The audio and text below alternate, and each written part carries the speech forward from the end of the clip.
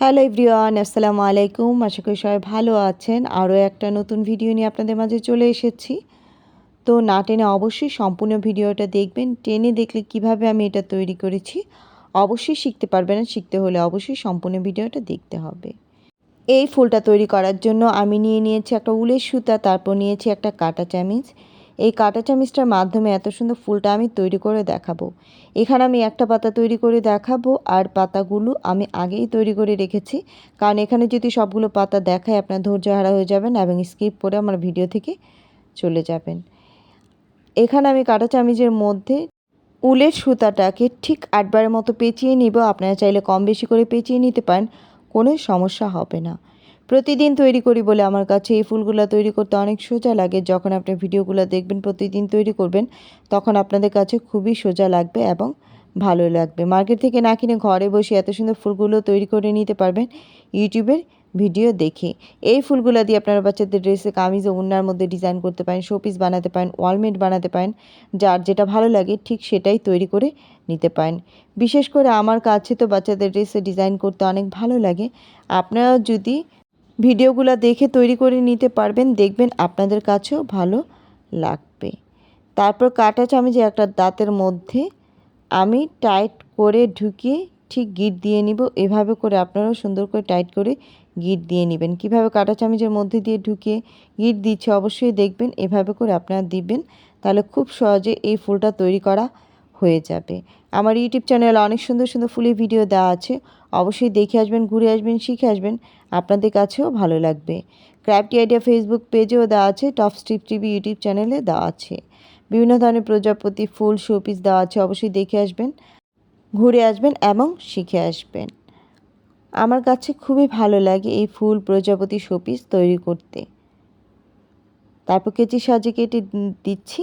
আর কীভাবে পাতাটা তৈরি করেছি অবশ্যই দেখেছেন, দেখেন দেখতে কত সুন্দর লাগছে। এভাবে করে আপনারাও তৈরি করে নেবেন।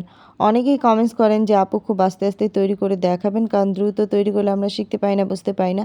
আপনাদের শেখানোর জন্য প্রতিটা ভিডিও খুব আমি আস্তে আস্তে তৈরি করি, আপনারা যেন বুঝতে পারেন এবং খুব সহজেই শিখে নিতে পারেন।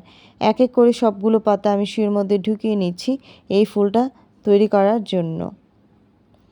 আমি এক এক ফুল এক এক কালার দিয়ে তৈরি করি, কারণ এক এক ফুল এক এক কালার দিয়ে তৈরি করলে খুবই ভালো লাগে। আপনারা আপনাদের পছন্দের কালার অনুযায়ী ফুল তৈরি করে নিতে পারবেন। এক এক ফুলে এক একভাবে মুক্তা বসাই, যে ফুলে যেভাবে মুক্তা বসালে ভালো লাগবে ঠিক ওভাবে করে মুক্তা বসিয়ে আমি ফুলের সৌন্দর্য ফুটিয়ে তুলি।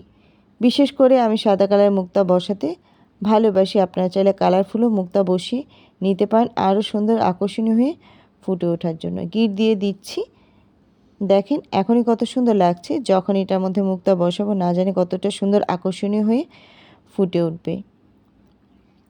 এতক্ষণ যারা আমার ভিডিওর সাথে ছিলেন সবাইকে অসংখ্য ধন্যবাদ জানাচ্ছি ধৈর্য সহকারে আমার ভিডিওটা দেখার জন্য।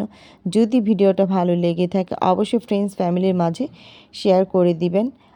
ইউটিউব থেকে দেখে থাকলে অবশ্যই চ্যানেলটাকে সাবস্ক্রাইব করে রাখবেন। যখনই আমি নতুন ভিডিও আপলোড করি না কেন সর্বপ্রথম নোটিফিকেশন আপনার কাছে চলে যাবে এবং খুব সহজে সুন্দর সুন্দর ফুলের ভিডিওগুলো আপনারা শিখে নিতে পারবেন।